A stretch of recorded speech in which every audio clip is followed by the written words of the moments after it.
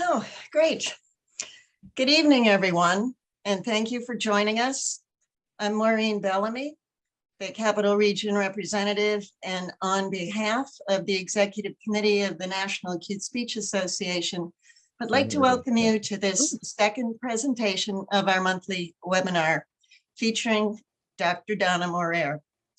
A few administrative notes before we start. We are recording this webinar, so we ask you to ensure that your cameras and microphones remain off throughout the presentation.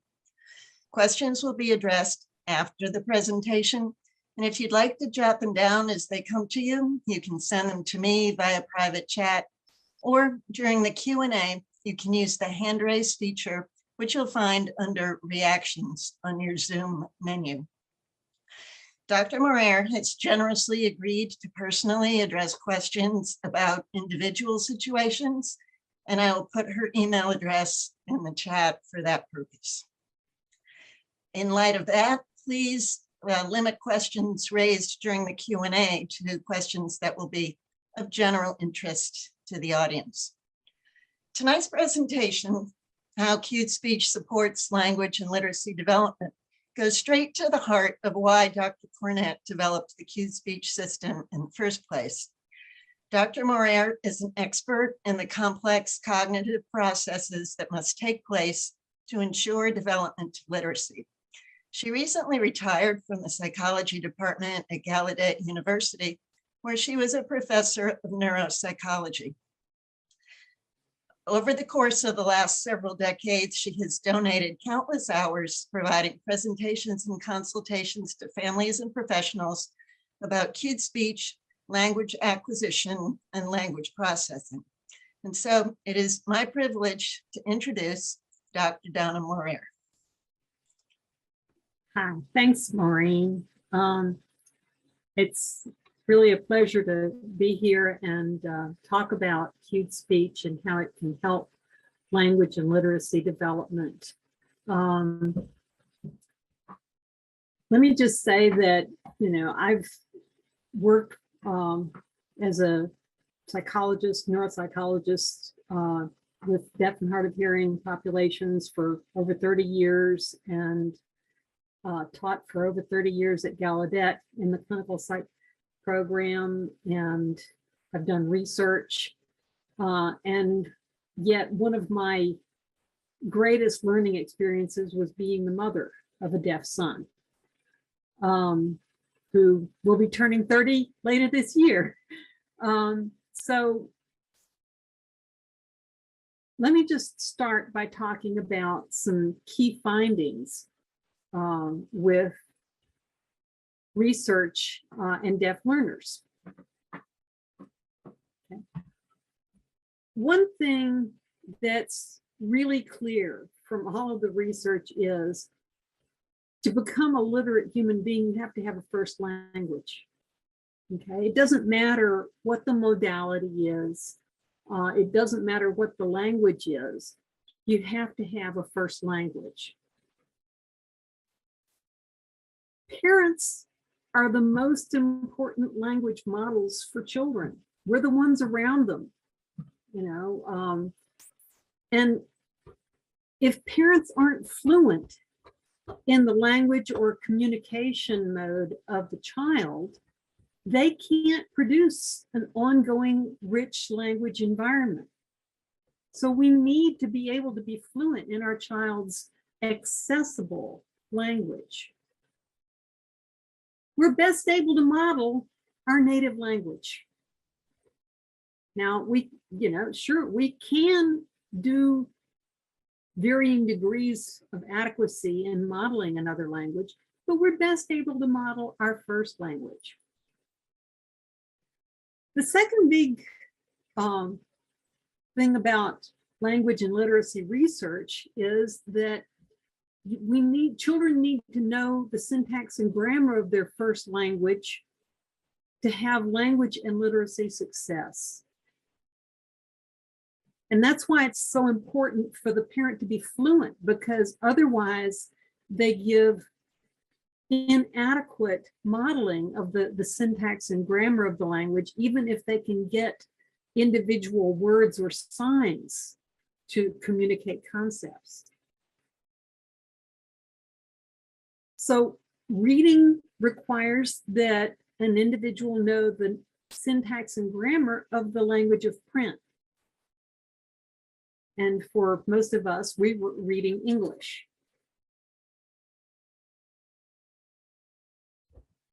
Vocabulary and range and depth of word knowledge are critical for both language development and literacy. And we're going to talk about each of these things a little bit more. World knowledge, not just word knowledge, but world knowledge is required for comprehension. You have to know what's going on, what things in general mean to make sense of incoming information. And a lot of world knowledge is learned from overhearing adults talking. So it's not just that you have to model the language for the child by communicating with the child. You have to model the language for the child in an accessible manner when you're communicating with other people in the room. Comprehension also depends on executive functioning. And I'll talk a little bit more about executive functioning in a little bit. And in parentheses, I've got the citation, the references, and I'll make a handout of the PowerPoint available that has all of the references. So if people want to look up the research themselves, be my guest. Word recognition, decoding, being able to read individual words has to be an automatic skill. That means it has to happen without the child thinking about it for advanced reading skills to develop. And English phonology, sounding out, is important for developing advanced reading skills. Is it impossible to develop advanced reading skills without sounding out skills? No, but it is atypical, and it's a lot harder. So going back to needing a strong first language, a number of years ago, a colleague of mine and I collected a whole lot of data on a couple hundred kids, deaf kids, and that included kids who had ASL in the home, with a lot of the parents being deaf, kids who had mixed communication in the home, signs and speech, whether it was people simcomming or people using some signs and some speech or whatever. And then a smaller group, but some who only had spoken language in the home.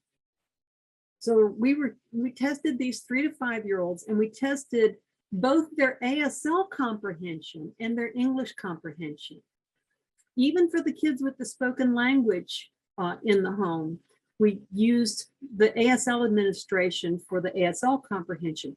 For the English comprehension, for the oral kids, they were tested orally. And for the ASL and mixed sign and speech kids, we used English word order to retain the underlying idea of the task, but supported that with signs. And one of my graduate students actually did this analysis for her dissertation. So what we found was that if you see under the ASL comprehension, the kids who had ASL in the home developed much better ASL skills, and both the mixed and the spoken English families, the kids had more mediocre ASL skills. Actually, I was impressed with the number of kids with spoken English in the home that had some degree of ASL skills. Similarly, for the spoken English comprehension, the English in the home kids actually scored that, if you can see, the mean on this test is 100. So these kids were scoring in the average range or close to it And the kids, whether they were in the mixed English and sign or the ASL only homes, had much weaker sign skills. So the implication here is kids need consistent, linguistically accurate modeling of a first language to be able to develop a strong first language. Communication barriers mean that kids, a lot of deaf kids arrive at kindergarten with limited first language skills. Okay, this includes limited vocabulary, limited word knowledge, limited understanding of syntax and grammar, and limited knowledge of the world about them. Because if there are barriers to communication, there are barriers to information. And you can't understand things if you don't know what's going on in the world. So these are really critical skills for both language development and reading comprehension. Parents are typically the child's first and primary language model, and over 90%, well over 90% of deaf children are born to hearing parents. Very few of those have previous ASL skill. I'd been teaching at Gallaudet for 2 years when my son was born, and had been working in the field for a number of years before that. And I didn't consider myself a good model of ASL for him. You know, so I can't imagine somebody who would be trying to do that starting from ground zero. And parents, again, need to model this linguistically accurate language, not just pidgin English or pidgin signs. They need to have that linguistically accurate language during the crucial developmental periods. And the first year of life is one of the most important times for language development. The first 3 years are extremely critical, and there's research that says the first 6 months are some of the most critical period for language development. And delays in language access cause ongoing impairment in language and syntactic skills. So I'm not here to tell you about the cue speech system, but I would like to say that it can be learned in a weekend. You're not going to be fast, but you can learn the basic system in a weekend. And the record I've heard is 2 hours. You know, it's going to take a lot of practice to get fast, but babies don't care if you're fast. Okay. They just want to be able to understand what you're saying. So once the system is learned, parents can cue anything that can come out of their mouth. Words, noises, you know, buzzing, anything. And again, slow doesn't matter. Mistakes happen. Mistakes happen with speech too. It doesn't mean that kids are disrupted. Okay? Non-English speakers can learn to cue in their native languages. So again, they can model their first language. There are well over 54 languages and dialects that it's been developed for. So, you know, there are a lot of ways you can cue. And the wonderful thing about that is, if parents can cue, yes, they may be limited in speed, but they're not limited by the knowledge of the language. They're not going to see a helicopter and go, oh, I can't tell my kid what that is because I don't know the sign for it. Okay, so they can provide a rich language environment and focus on doing that rather than focus on learning an entirely new language at a time when their child is primed to be able to learn languages faster than they are. So language and literacy. There's been a lot of research that has shown that there's a relationship between early language development and reading skill. And again, There's research that shows if the child has good access to ASL, they have better access to literacy. If they have good access to English, they have better access to literacy. You know, the big thing is having a language, a good first language, is really critical. The other thing is that if you have a first language, you can develop a second language. Okay, so a delay in the first language causes broad problems. It causes deficits in all forms of language, signed, spoken, written, anything. You know, but early literacy or early language skill development in a first language can be used to bolster the development later. I had lots of deaf students, doctoral students, who didn't learn to sign until they were in college or even graduate school. And they're out there working in the field, and people think that they're native signers. Okay, they're big names in the field, but they just had good English, and so they were able to use that to learn ASL. And similarly, with good access to English, they can use their ASL skills to learn English if ASL is their first language. So, you know, spoken language can support ASL development. ASL skills can support spoken language development. Or English through print. Key is you have to have that first language. So how do you get to a first language? Well, hearing parents or adult deaf cuers or adult deaf people who have English as their first language and learn to cue later in life can model their native language using cued speech with or without voice. I mean, if somebody's totally deaf, you don't have to voice for them. If they use residual hearing, then voicing's great. Hearing parents can use the cueing system for their native language. So even if you're in the USA and your first language is Spanish or Aramaic or whatever, then you cue in your first language, and your kids can be exposed to English using cueing through other adults whose first language is English. And if desired, ASL can be modeled either as a parallel first language or as an L2 by skilled signers. Similarly, deaf or hearing parents who are fluent in ASL can model first language in ASL, and English can be modeled either again as a parallel or as an L2 by people who are fluent in English using cued American English. Each language gets to maintain its integrity.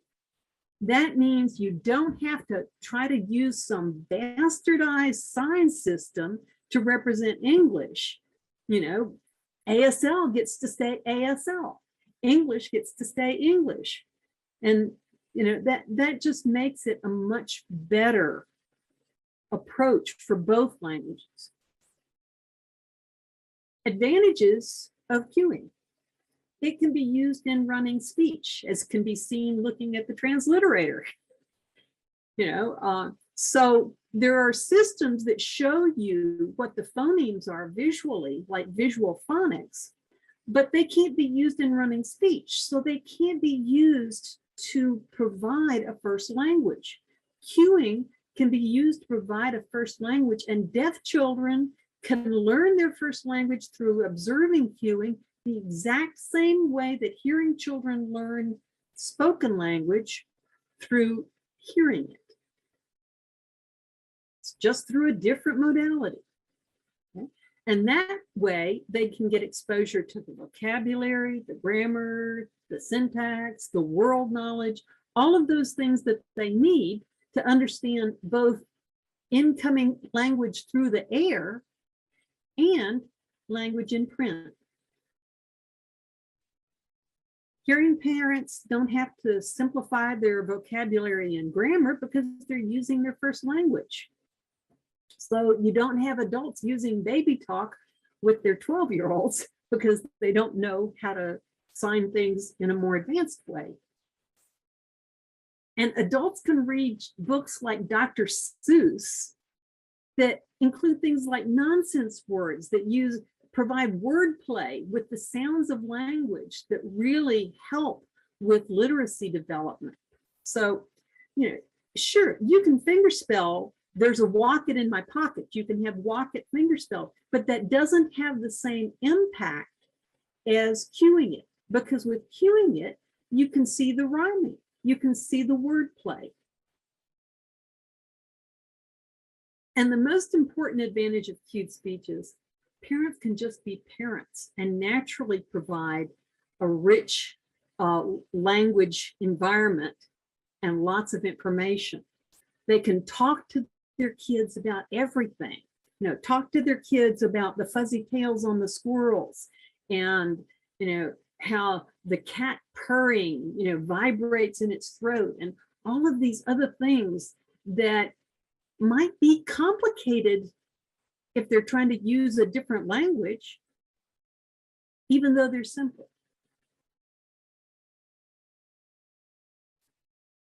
So deaf readers, in addition to first language skills, deaf readers' reading comprehension is linked to a bunch of things.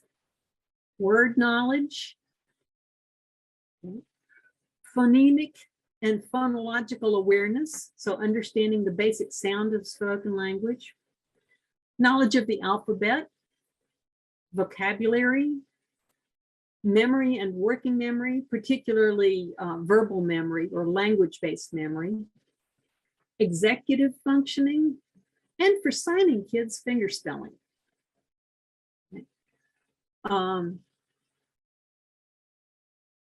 So word knowledge. Word knowledge is important for both language development and literacy development. And it's not just vocabulary. It's not just how many words you know. Yes, part of it is the range or how many words you know, but also there's the depth. Depth is knowledge about those words, multiple meanings of the words, connotations, how the other words around that word may change the meaning, things like that.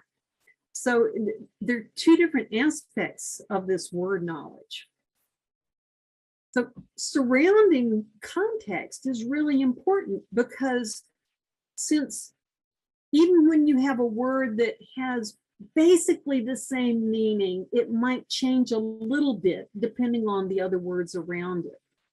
Okay, and the other words around it can help us identify which meaning of that word we're trying to use.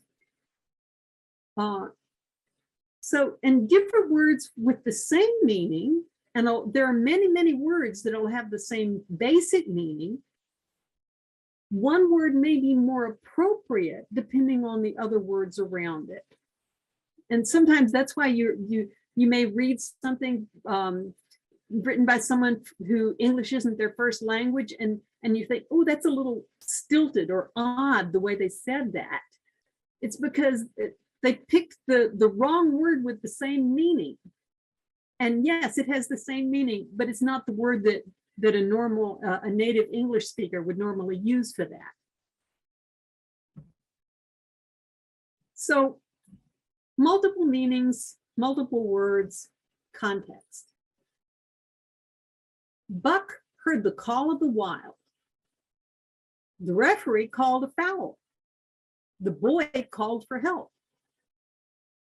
Call has a different meaning in each of those. And there are lots of other ways you can use call. You can use phone call, but the call of the wild is sort of an aspirational thing. Calling a foul is making a decision about something. Calling for help is a yell. So there are many different, and it's the words around it that tell you which of those meanings that one word is supposed to have in that sentence. Similarly, intelligent. Well, you could say that girl is intelligent, but you could also say she's smart, sharp, bright, astute, sagacious. There's a long list of other words we could use. And again, which one of those we use might depend on other contexts. So context. Our guys beat their team. So was it an assault? Did they beat them up? Or was it a game and they won? And it's going to depend on the context of the larger language sample here. So you'll need more sentences to figure out what that is. So a lot of times in especially early deaf education, deaf kids are taught one word per meaning and one meaning per word. And that really shortchanges deaf readers because it leaves them without all this wealth of language and understanding of what they're really reading. Now, I said memory, especially language memory, is important. And there's some research that suggests that may actually be more important for reading comprehension in readers whose primary language is ASL. But it is also important for pretty much everybody, hearing, deaf, whatever. You have to be able to retrieve long-term memory to use that prior knowledge.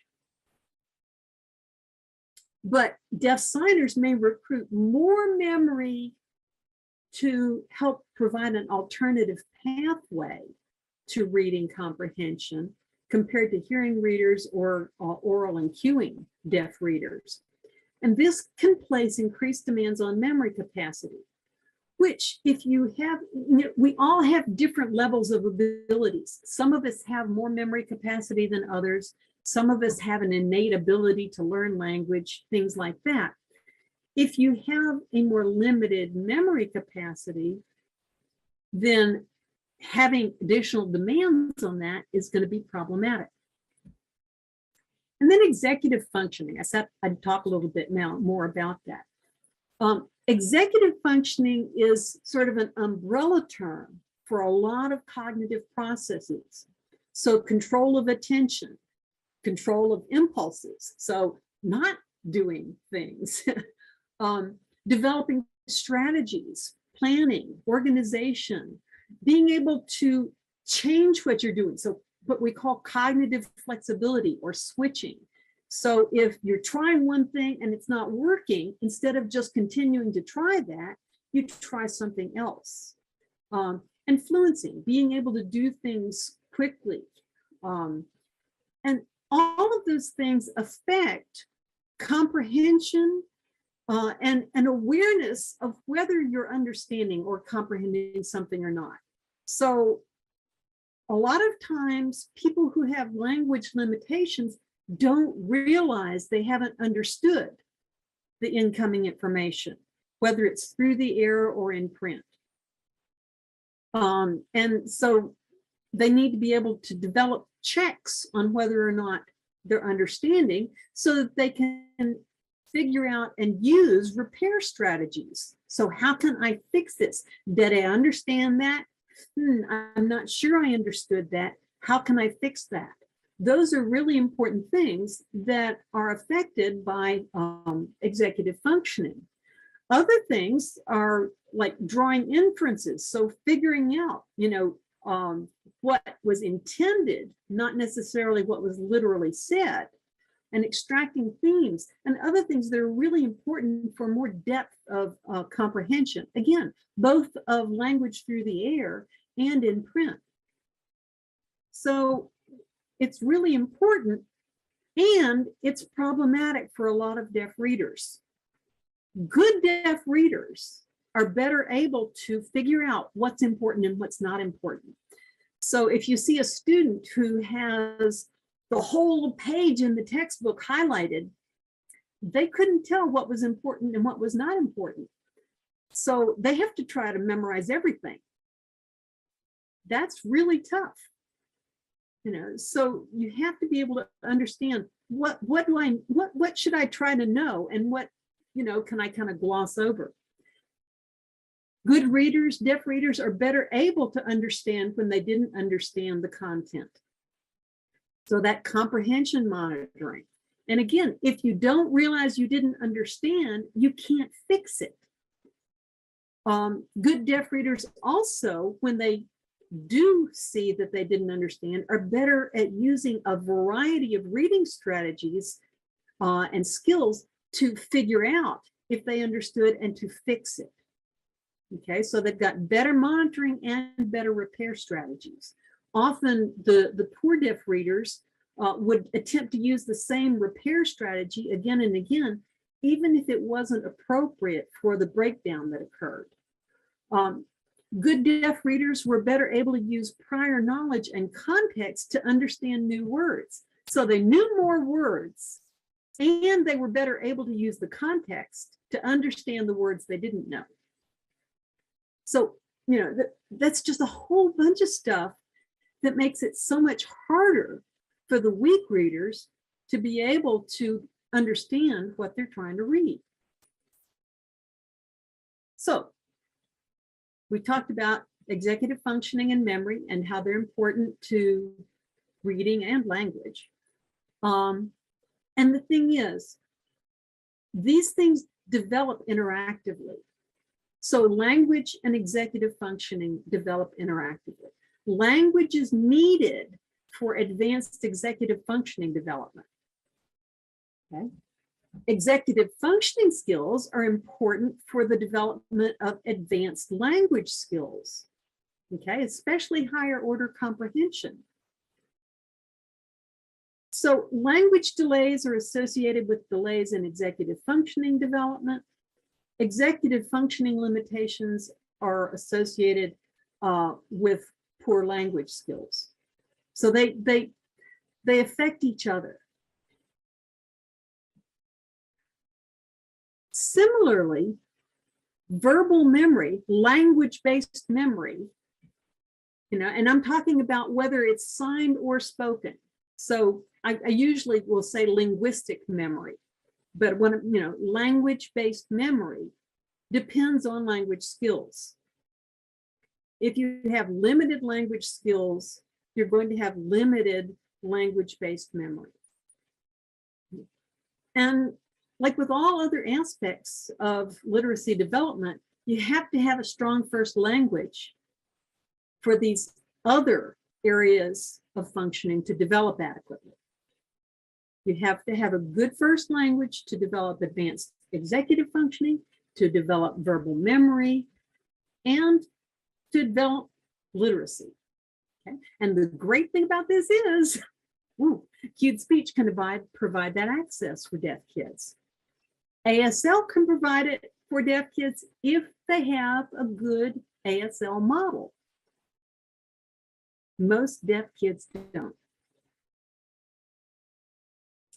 Reading is complex. I love this diagram, and I use it in pretty much every talk I give on literacy, because it gives such a good demonstration of how, and this only shows part of what goes into reading.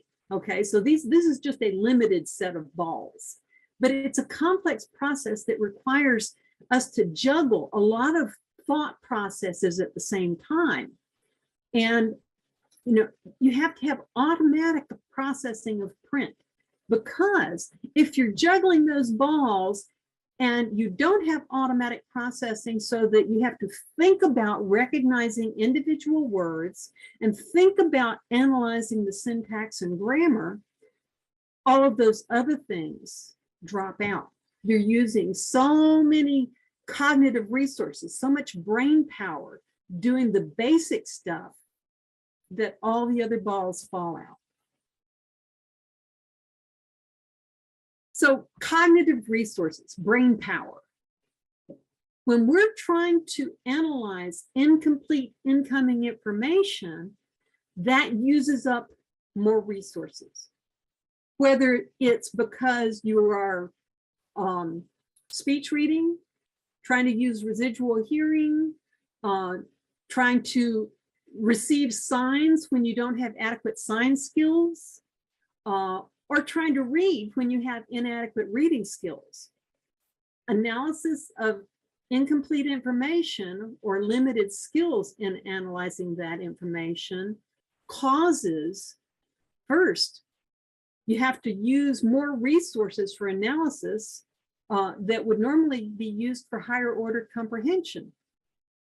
So you don't have the ability to do that higher level analysis because those balls are falling out. You have limited process for long-term storing. So you're spending so much time trying to get the message that's happening right now, you can't learn it. You can't put it back in your brain to save for later. So learning is affected. And it decreases the ability to process complex grammar so that deeper understanding of things is limited. The great thing about cueing is cued language clarifies incomplete or ambiguous auditory and visual language. And that facilitates the development of the first language. Once you have the first language, you'll have better ability to do that automatic processing of the basic tasks. So you'll free up resources for higher level analysis, for storage, and for all the other things that you need to be doing.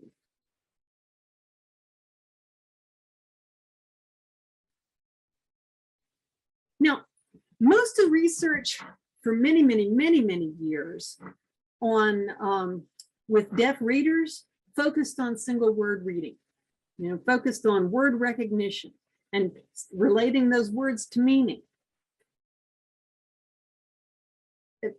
If you're learning the language of print through print alone, that means that each word has to be learned in its printed form. That's a lot of hard work. Typically, when you're using that whole word approach, it's assumed that the reader is going to use context to understand unfamiliar words. The problem is you need to have the language knowledge and the world knowledge to be able to take advantage of that context. And you need the executive functioning to take advantage of that context. And you need to know a lot of the words around that unfamiliar word, because if you're missing 20% or more of the words, it's almost impossible to read something. And I have an example I can show you if we have time. And as we saw before, weak deaf readers are less able to take advantage of the context, even in very context-rich text. This is true for hearing readers too. Weak readers in general have difficulty using context to help them. So single word reading or word decoding doesn't equal comprehension. So you can be able to identify a bunch of words but not understand the sentence they're in. Decoding is what we call a necessary but not sufficient skill. Research has shown that deaf readers can have very strong single word reading and decoding, but struggle with complex language. And those complex forms are really important for advanced reading skills. However, again, it's a necessary. You have to be able to do the single word reading to get to the reading comprehension. So there are a couple of ways to do it. The typical way that we think about word recognition is what's called the dual route model. So there's the sounding out, okay, and that's used for unfamiliar words and kids who are just starting to read. And then they sound out the word and then they relate it to that huge list of words that we know by the way they sound in our head and get to meaning that way. Then there's the whole world or the lexical axis where they've seen that word and been exposed to it and associated with meaning often enough that they get to it right from just seeing the word in print. So these are what's called sight words. And it's a lot faster. And for most people, Meaning is achieved through ongoing use of both of these systems, and whichever one gets to meaning first works. Now, the phonological approach is easily accessed using cued speech, because if kids have been cued to for many years, they have that long list of how words sound in their head. It's just based on visual phonology instead of auditory phonology. Or if they use residual hearing, it's based on a combination. So they may have seen cat, cat, cat, cat, mom talking about cat.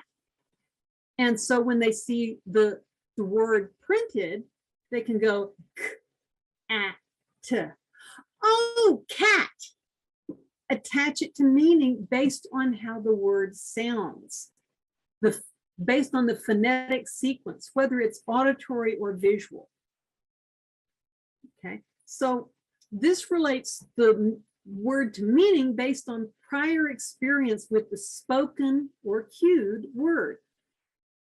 Okay, so whether it's visual or auditory access that they've had to the spoken word, they've had that exposure repeatedly, so they know what that word means. And they also know the phonemic sequence involved. With ongoing exposure to cued speech, that happens naturally.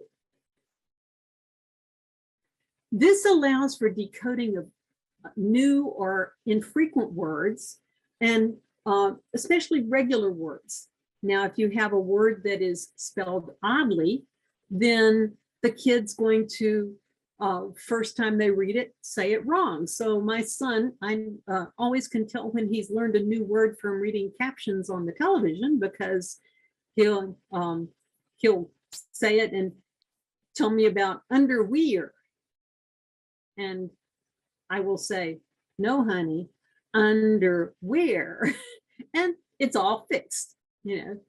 So they make phonemically correct errors, just like hearing kids do.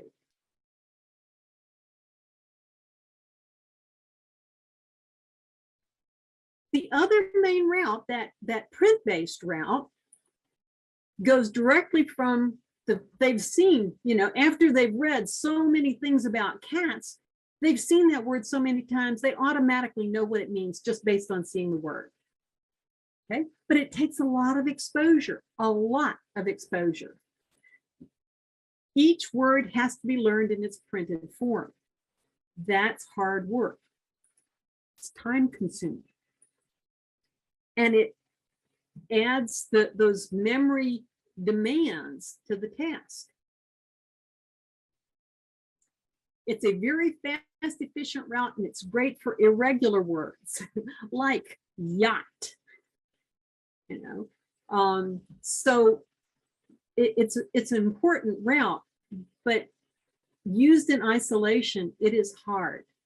It is hard to be a successful reader using that route alone.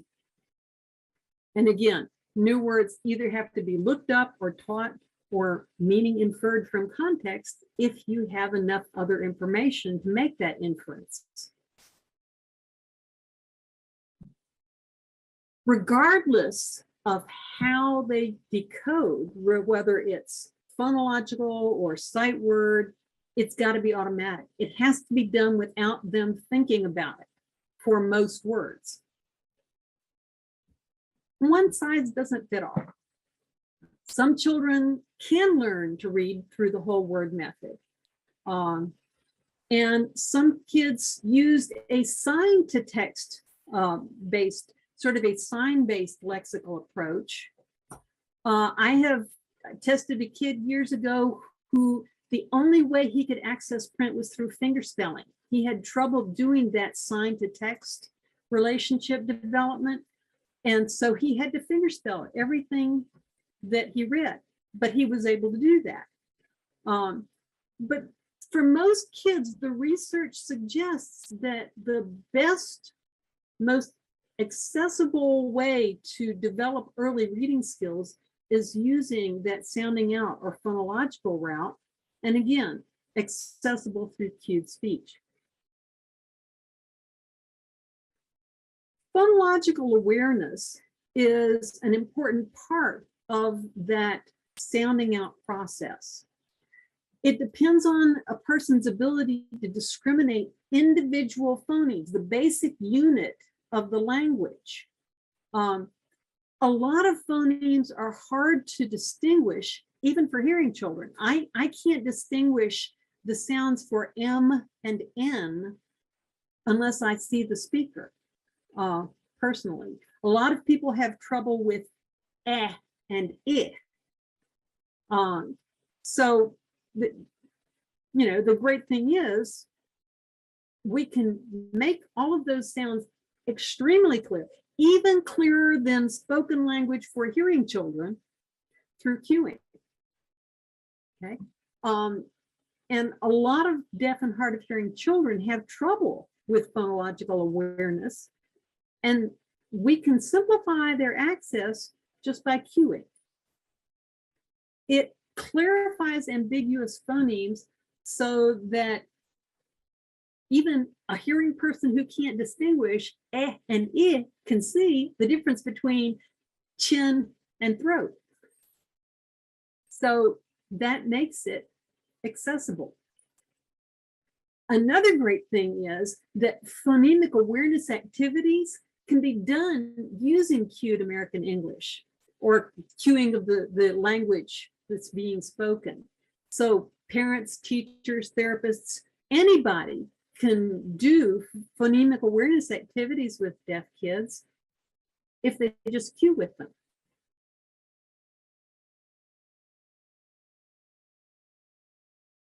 World knowledge versus word knowledge. You can know a lot of words and know very little about the world.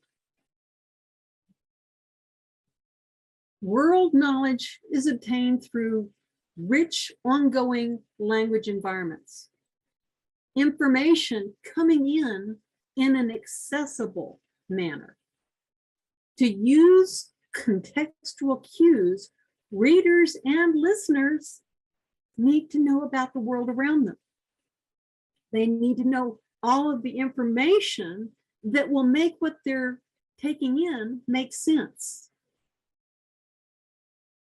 When they have that world knowledge, that allows for what we call top-down analysis. That reading individual words, that's the bottom up. With using the context and the world knowledge, we can go top down and support some degree of language limitation or limited word knowledge. Without, without the world knowledge, cues from context don't help. They just don't help. And a lot of people say, oh, my kids have great technology. We don't need cued speech because they've got, great hearing aids, great cochlear implants. Hearing aids and cochlear implants aren't enough. I mean, aside from the fact that the dog can eat them, which happened to one of my sons, early implanted kids, so those are the kids that are supposed to do better, with at least 4 years of implant use. And kids with severe hearing loss using hearing aids. Open set. Now, what we do in the world is called open set speech recognition. Okay, that means that you have to be able to figure out any word that can be thrown at you. Well, through listening alone, these kids get about half of the words right. Through speech reading alone, they get about 40% of the words right. With a combination of speech reading and using hearing aids or implants, they get about 80% of the words right. That means 1 in 5 words is missing. Comprehension with 1/5 of the information missing is tough. It's hard work.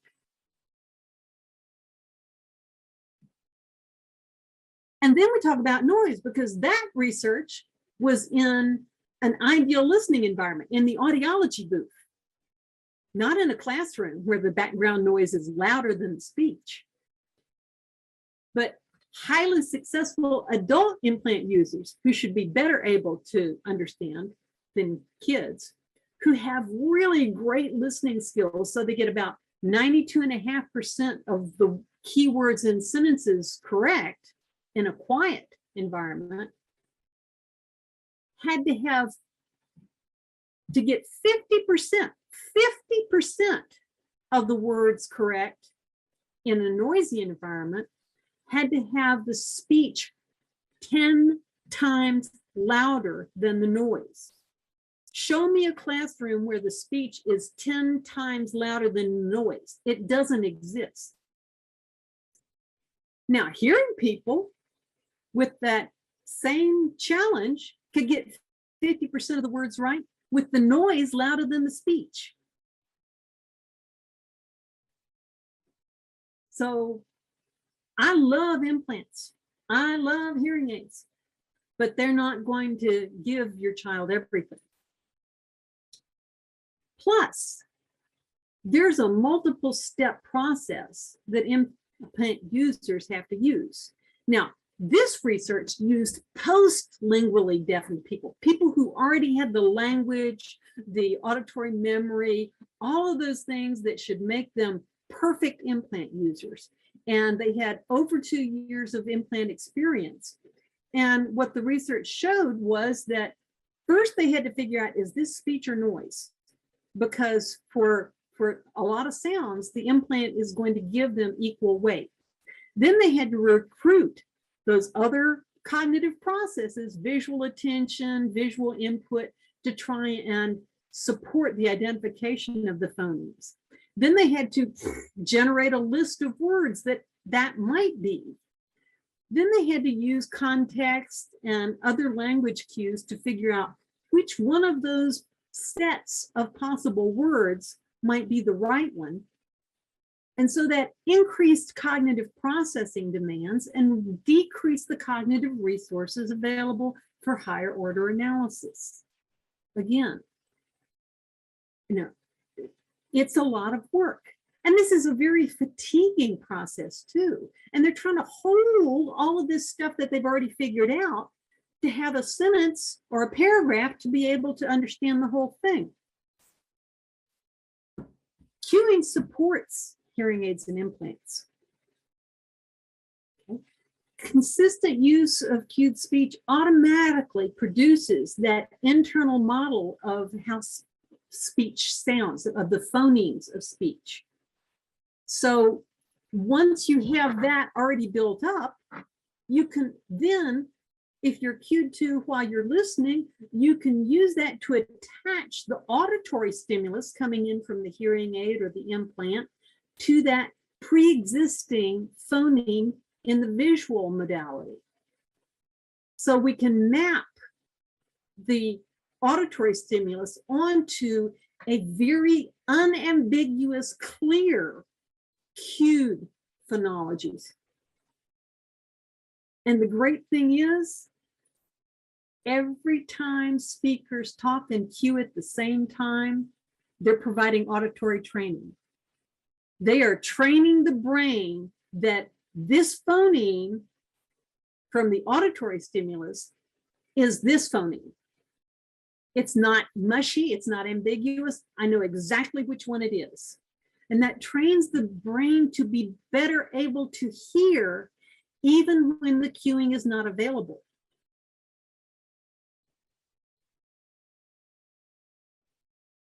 So, benefits of cued language. It releases cognitive resources for advanced analysis. It lets families use their first language.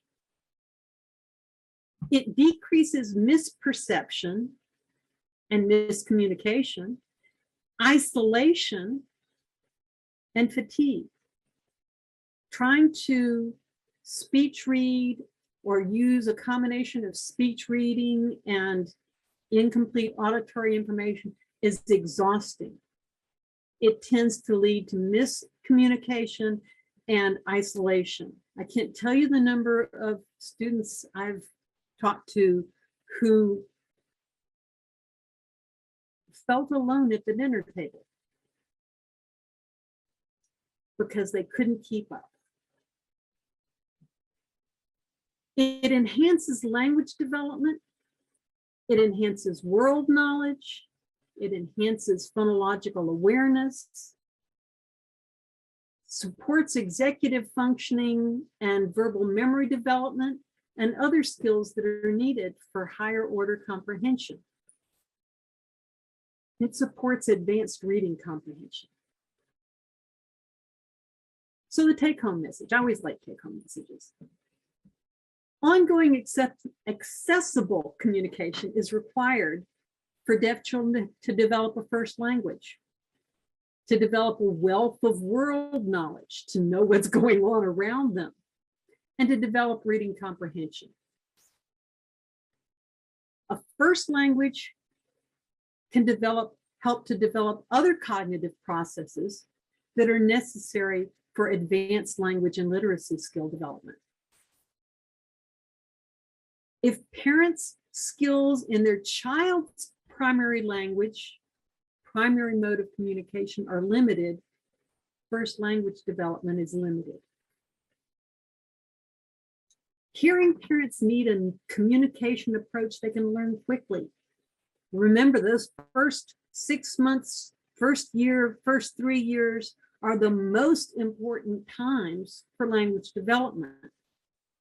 They need to be able to apply it immediately, even if they're incredibly slow. Kids don't care if you're slow. I worked really hard to develop faster skills and discovered later that my son had the disability that made speed a problem. So that's what I have. I didn't have a slide saying questions. There are, like I said, lots of slides with references. So if people want the handout, I've got one made up. If people want to ask about the use of context to support decoding and how even 13% of words missing is a problem, I can show an example. But right now, I'd like to open it up for questions. Thank you. Thank you, Dr. Donna. We always learn something new each time that we hear your presentations, and you've given us a lot to think about tonight. And for those of you who have decided from listening to her that you would like to learn the Cute Speech system, I did post some upcoming classes in the chat. There are some virtual classes coming up, as well as in person with a couple of camps later on in the summertime. I think we have a question or two in the chat, and you can continue sending those there, or if you would like to raise your hand, you can go ahead and do that on your Zoom menu in the section called Reactions. There's a hand raising tool, and when we call on you, then please turn on your microphone and your camera and give us a chance to spotlight you so that the interpreter and CLT will be able to identify you. And once again, if you do have a question specifically related to your own situation and you'd like to email that to Dr. Donna, her information is in the chat as well. And let's start off, Dr. Donna, if you are ready. The first question is from Kelly Buchno. Forgive me if I have massacred your name. What if the child is profoundly deaf, yet no one at home is signing, and the child is in 2nd grade now and is struggling? Oh, my heart breaks. The child is struggling because it doesn't have access to a first language.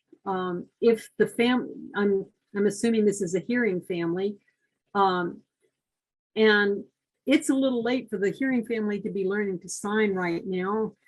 If they could learn to cue, and with cue, that could help. But this child's already got some delays. If there's signing in the school, they can pick up some signing there.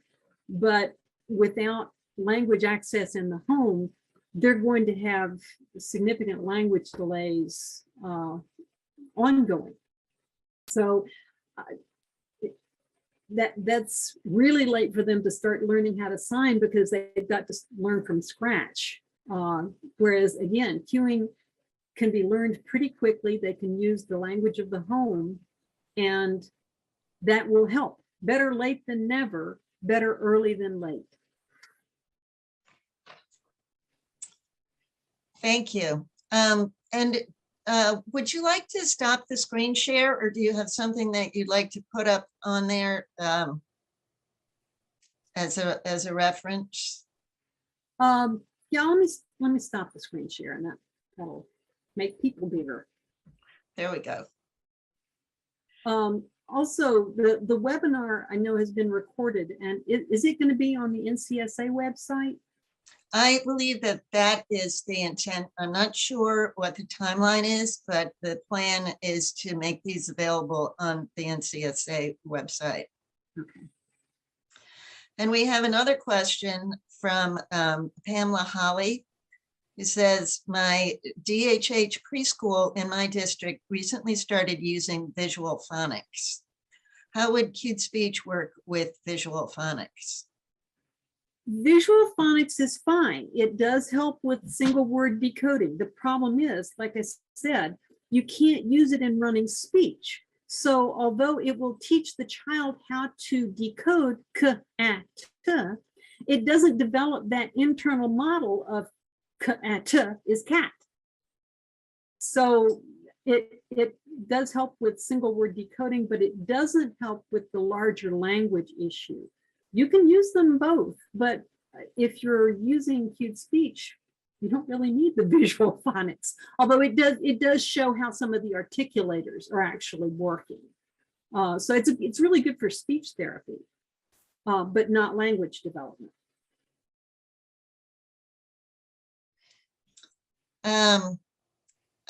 Serena Raffay notes that there's an article on visual phonics in Beyond Q on our website, cuedspeech.org. The latest issue just came out. Yes, some of the original proponents of visual phonics have actually switched over to doing research on cued speech, because what they saw was the kids can get better word decoding, but their reading skills don't show what they were expecting in the way of improvement because of the language exposure. Polly Earl asks, have you ever run across a child who was unable to process the cues despite being surrounded by accurate, rich cueing models? One, yes. It's, again, every child has strengths and weaknesses. I ran across a kid who had difficulty with the sequential aspects of the language sequencing aspects of cueing. And she wound up doing better with signs. More often, I've seen even in deaf families, kids who had problems with visual spatial processing, so they couldn't process signs, and suggested using cues. I knew one family, deaf parents with deaf kids, who one of their kids had a problem with visual spatial processing, and he had more residual hearing, so they had put him in an auditory program, even though the family was deaf signers. So yes, you can have individual children who have specific cognitive difficulties that make almost anything difficult to learn. On the other hand, my son is not only deaf, he has a profound inborn language disorder and slow processing of both auditory and visual information. He got auditory access through an implant. And through a combination of cognitive interventions and cued speech, he was able to develop not advanced language skills, but adequate language skills. And once he started picking up English, he was able to start picking up ASL, which he couldn't pick up either. So yes, my ideal is throw it all at them. You know, give them access to good models of ASL by people who know ASL. Give them access to good models of English by people who have good English skills and can cue. Throw everything at them, so maybe one of them will stick. You know, it's not going to hurt. Deaf children aren't stupid. Most children around the world are exposed to more than one language from early childhood. Deaf kids can do that too. That's not a problem. Yeah. So give them all access. Along those lines, I know you have some experience, a good deal of experience with working with children who are deaf plus. And how do you think that cued speech fits into a program for kids who might have learning disabilities, autism, auditory processing disorder? That's a whole nother presentation that maybe I'll do in a few months. I have a whole presentation on that. There are actually a number of reasons why cued speech can be particularly helpful for kids with autism, with auditory processing disorders, with learning disabilities. My son is my gold standard. He had, according to the Montgomery County, Maryland school system, the team that does interventions for language impairment, he had the most profound language impairment they had ever seen in a child with normal intelligence. Through cued speech, he can decode a college textbook and read it aloud. He may not understand it because of the language limitations, but he can access language through cued speech.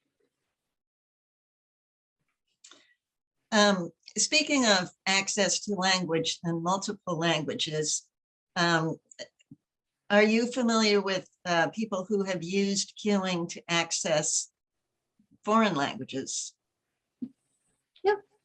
Yeah, and again, just because a child is cued to in English doesn't mean they can't be cued to in French, Spanish, German, Mandarin, whatever. And kids around the world, many children grow up around the world knowing 2, 3, 4, 5 languages from early childhood. Again, deaf children aren't stupid, so having access to multiple languages is great.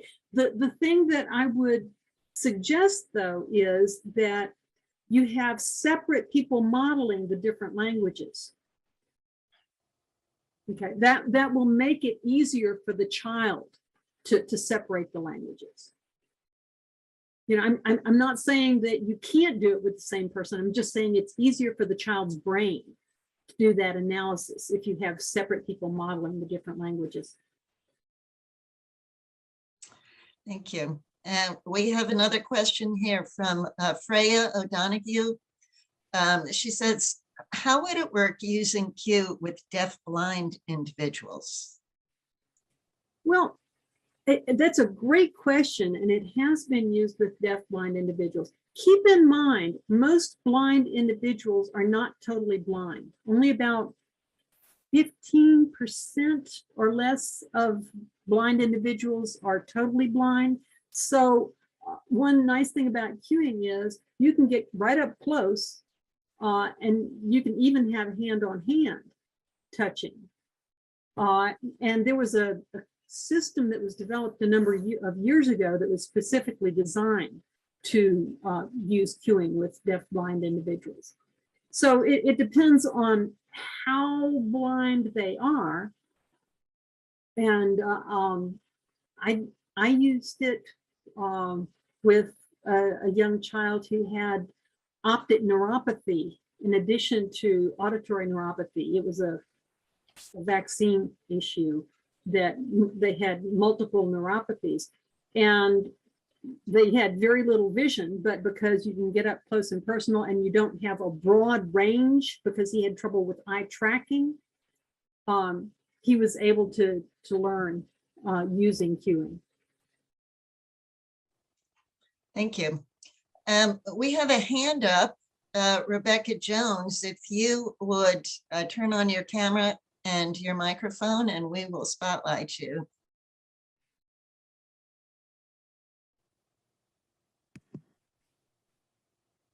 The camera, oh, there it is, start video. Okay. Yeah, I just wanted to fill in on the double language thing, because we did that in France. When we found out our daughter was deaf, we were in a bilingual situation. So we began cueing in English first, then we moved to French as well. Although one of the things that I was really glad I did was to teach French cued speech to a little neighbor girl who loved to play with our daughter. And I said, look, I'm going to hire you for 4 hours every Saturday morning. And all you have to do is cue everything you say. You can play with her however you want.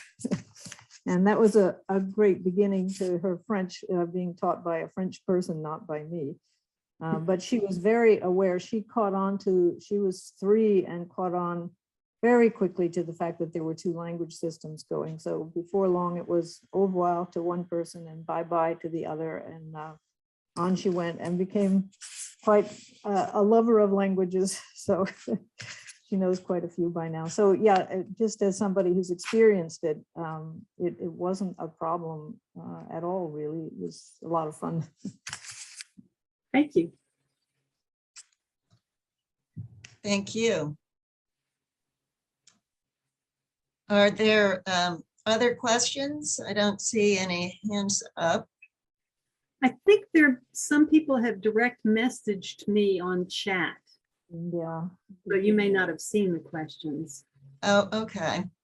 Let me see if I can, let's see. So one question related to the video about where it's going to be.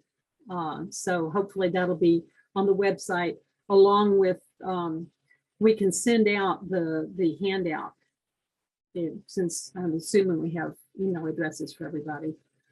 Let's see. Hi, Joy. You're welcome.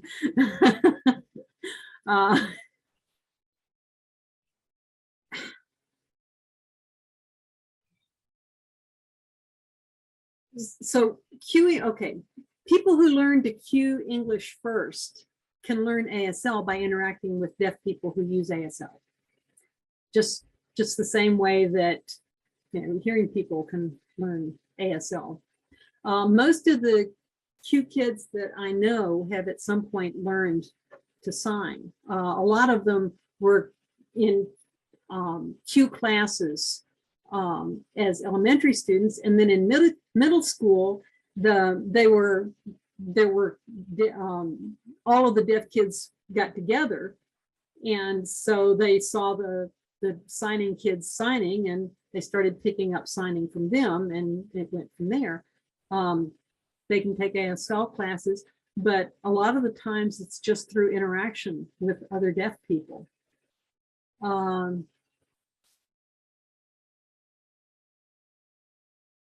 Research on how cue kids as they interact with the public, so few of whom cue. So that's one of the really cool things is, okay, research shows that kids who have good cueing exposure, because they develop better language skills and because mouth movements are part of the cues. I mean, it's a system that uses the mouth shapes combined with the hand shapes and placements. They become better speech readers, and they can interact in print. So there are a lot of cueing deaf adults out there who are doing great interacting with the world at large that doesn't cue.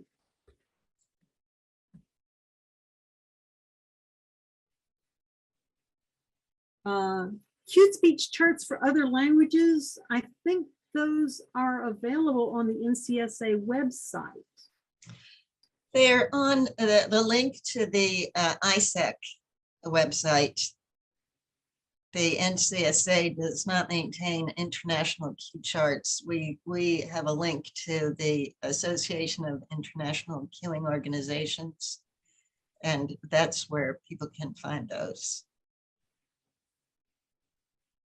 Yeah, I know that once upon a time they had like French and Spanish Q charts on the NCSA website.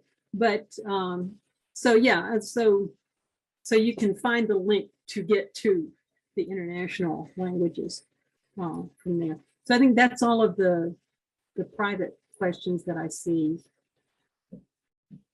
So if anybody else has any more questions, I'd be happy to.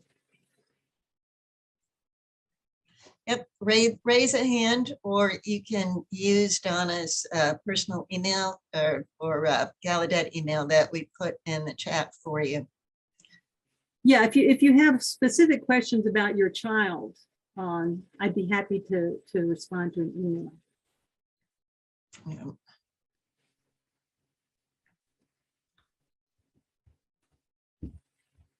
All right. There are a lot of questions about getting access to the recording and getting access to the handout. I believe that the Zoom has captured the emails of the people who registered, and we can actually make the handout available on the website as well when we post the presentation.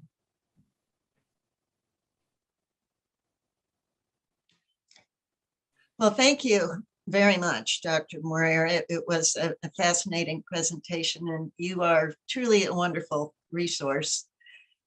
We hope that everyone enjoyed this presentation and remind you to keep an eye out for upcoming webinars. In March, there's going to be an interview with an NCSA scholarship winner, and another later presentation will be about your home as a language learning laboratory. So thank you very much, Dr. Morere, and thank you all for coming tonight. We hope to see you again soon. Okay, and if you send me an email at my Gallaudet email address, in the subject line, put something like NCSA meeting question so that I will be alert to find it, because I get lots and lots of emails in there. So I don't want to miss one. And I'm posting last call on the upcoming virtual classes for anyone who might have missed what was on there. And the in-person training, the camps should be available on the NCSA website as well. Again, final comments from any of our board members?